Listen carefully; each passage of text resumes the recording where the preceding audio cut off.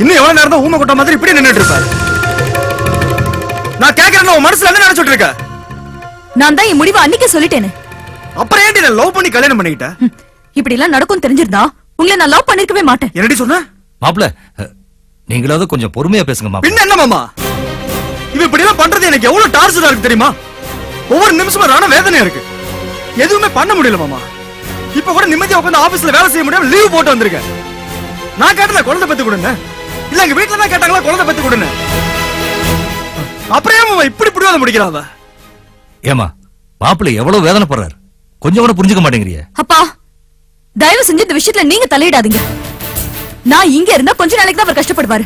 அதுவே அவர் கூட போயிருந்தா வாழ்நாள் முழுக்க அவர் கஷ்டப்படுவாரு. அதை புரிஞ்சுக்கோங்க. ஏய், நீ இல்லன்னா தாண்டி நான் கஷ்டப்படுவேன்.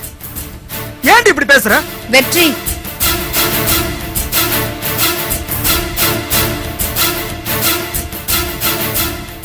வாங்க வாங்க, வந்து பாருங்க உங்க தங்கச்சி ஆட்டத்தை.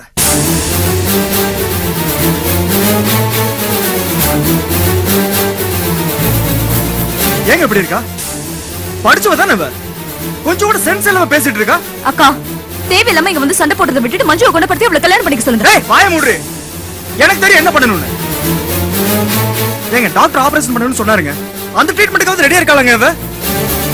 நானும் எவ்வளவு தடவை சொல்லி பார்த்துட்டேன் வெற்றி.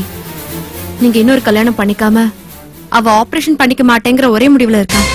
செத்துருவாங்க, இப்படி இருந்தா செத்துருவாங்க இவ. பரவாயில்ல, நான் செத்தா செத்துட்டு போறேன். நீங்க முதல்ல இங்க இருந்து கிளம்புங்க.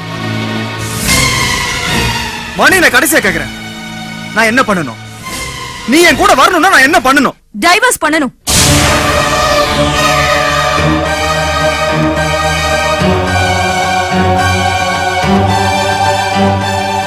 நீங்க டைவர்ஸ் பண்ணிடுறீங்களா?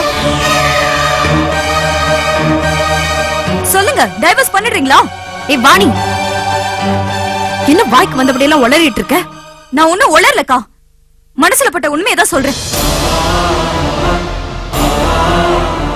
மணி, நீ என் கூட வர வேண்டாம். தயவு செஞ்சு இந்த ஆபரேஷன் மட்டும் பண்ணிக்கோ ப்ளீஸ்.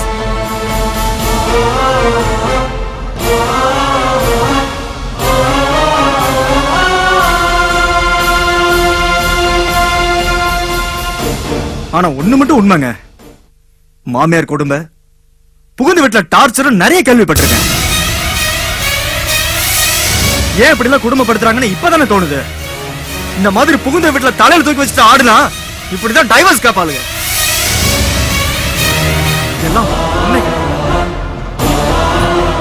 மாப்ள,